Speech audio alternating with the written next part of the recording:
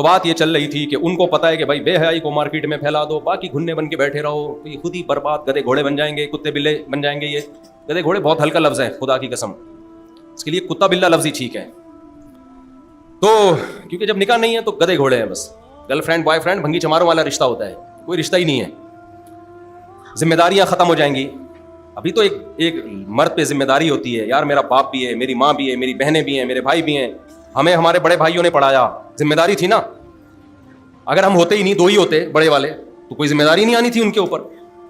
پورا ایک سسٹم ہے, نیچر ہے, اس سے بغاوت پہ لگا دیا آپ کو. بس ایک چیز آپ کی کھوپڑی میں ڈال دی, ترقی, دولت, پیسہ کمانے وہ بھی نہیں دے رہے. کمال کی بات یہ, کمانے وہ بھی نہیں دے رہے. ہمارے ملک میں اتنے وسائل ہیں نا, اتنے وسائل, سونے کی کانیں دفن ہیں, کوئلے کی کانیں دفن ہیں, کہ ہمیں تو کسی کی ضرورت ہی نہیں ہے. تو لگا دیا کہ اصل چیز ہے پیسہ اور ترقی, خاندان واندان کچھ نہیں ہوتا, اور کرنے وہ بھی نہیں دے رہے.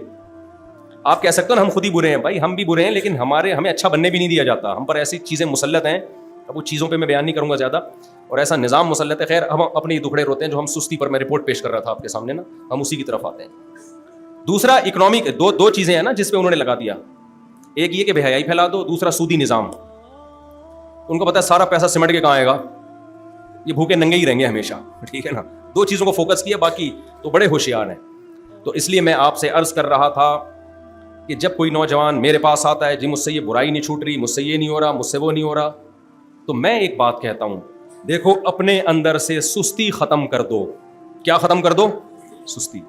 آپ سے اچھا دنیا میں انشاءاللہ کوئی نہیں ہو. ہر چیز میں ایکوریسی آنا شروع ہو جائے گی.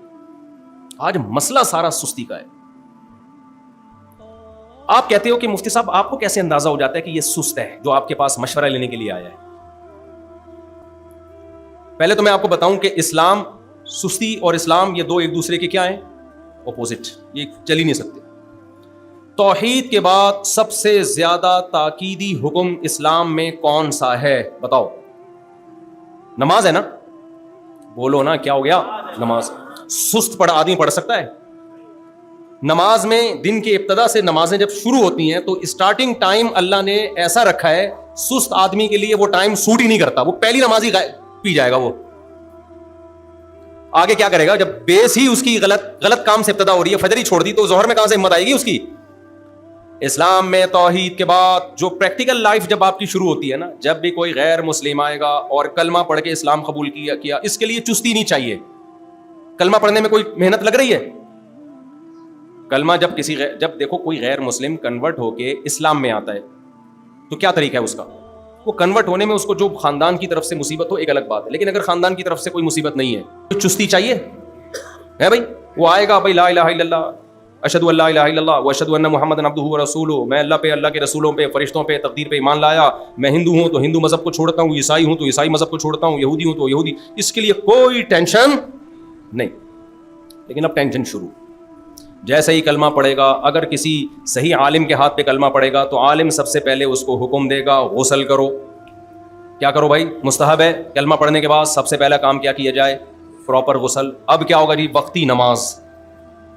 کیونکہ اب کلمہ پڑھنے کے بعد جو نمازیں ضائع ہوں گی وہ زندگی بھر تمہارے کندھوں پہ قرض رہیں گی. یہ جو قضائے عمری کا کہتے ہیں نا, کوئی حدیث نہیں ہے قضائے عمری پر. آج کل بہت بڑا مسئلہ یہ ہے, بخاری مسلم کی حدیث ہے کہ علماء دنیا سے ختم ہوں گے, لوگ جاہلوں کو سردار بنا لیں گے. اتنی بھی سینس نہیں ہے کہ نماز قضا جب آپ نے کر لی ہے تو بغیر قضا کے وہ معاف ہو جاتی ہے. حدیث اس پر چاہیے. یہ ہم سے کہتے ہیں نا قضاء عمری کی کوئی دلیل بتاؤ, ان سے کہیں کہ نماز بغیر قضا کے صرف توبہ سے معاف ہو جاتی ہے, اس کی پہ کوئی حدیث بتاؤ. یعنی جو جس کو دلیل پیش کرنی ہوتی ہے وہ دلیل تو ہوتی نہیں, الٹا ہم سے دلیل مانگ رہا ہوتا ہے. جب کسی کا کسی پہ قرضہ ہوتا ہے, وسیم بھائی نے غفار بھائی سے قرضہ لیا 1 لاکھ روپے. وسیم بھائی نے غفار بھائی سے 1 لاکھ روپے قرضہ لیا, گھنے بن کے پیسے اٹھا کے لے گئے. بولا 1 مہینے بعد دے دوں گا, 1 مہینے بعد نہیں دیے. غفار کو آیا غصہ, اس نے سنائی صلواتیں. وسیم نے کہا معاف کر دو یار, مجھ سے لیٹ ہو گیا. غفار نے کہا چل میں نے معاف کیا. وسیم نے کہا لے بھائی قرضہ کیا ہو گیا؟ قرضہ تھوڑی معاف کیا میرے بھائی, جو لیٹ پیمنٹ کر رہے ہیں وہ معاف کر دی ہے. اب میں گیا وسیم کے پاس, ابے تو غفار کے 1 لاکھ روپے کھا کے بیٹھا ہوا ہے, دینا بھائی تو. تو غفار جواب میں کہتا ہے, نہیں وسیم جواب میں کہتا ہے کہ اس پر کوئی دلیل لے کر آؤ کہ غفار نے یہ بھی کہا ہے کہ میں اس سے 1 لاکھ روپے لوں گا, کیونکہ اس وقت اس نے ایسا کچھ بھی نہیں کہا تھا, لہذا وہ معاف ہو گئے. تو میں کہوں گا دلیل تیرے ذمہ ہے کہ تو یہ کہے کہ غفار نے کہا کہ 1 لاکھ نہیں لینے ہیں, میں نے معاف کر دیا. تیرے پاس کوئی گواہ ہے تو پھر پیش کر, ورنہ اصل تو یہی ہے کہ جو جس سے پیسے لیتا ہے ٹائم پہ نہ دے تو ٹائم کے بعد دینے پڑتے ہیں. دین اللہ حق وان یقضى حدیث میں آتا ہے, اللہ کا قرضہ اس بات کے زیادہ لائق ہے کہ دیا جائے. یہ تو میں جب کہہ رہا ہوں جب اگر حدیث نہ بھی ہوتی تو بھی قضاء عمری واجب تھی, جبکہ اس پر تو حدیثیں بھی موجود ہیں. نبی کی جب بھی نماز قضا ہوئی ہے آپ نے قضا بھی پڑھی ہے, استغفار بھی کیا ہے. سمجھ میں نہیں آ رہی میرے خیال بات؟ اب اس پر کوئی دلیل لے کر آؤ کہ 4 نمازیں غزوہ خندق میں قضا ہوئی, وہ تو پڑھی جائیں گی, 4000 ہو تو معاف ہیں. اس پر کوئی حدیث لے کر آؤ تو ہم کہیں گے بھائی معاف ہے. حدیث میں نہ 4 میں فرق ہے نہ 4000 میں کوئی فرق ہے. تبھی یہ مسئلہ بھی اجماعی ہے. یہ تو اب اہل حدیثوں نے شروع کر دیا, ورنہ صدیوں سے اس پر اجماع ہے.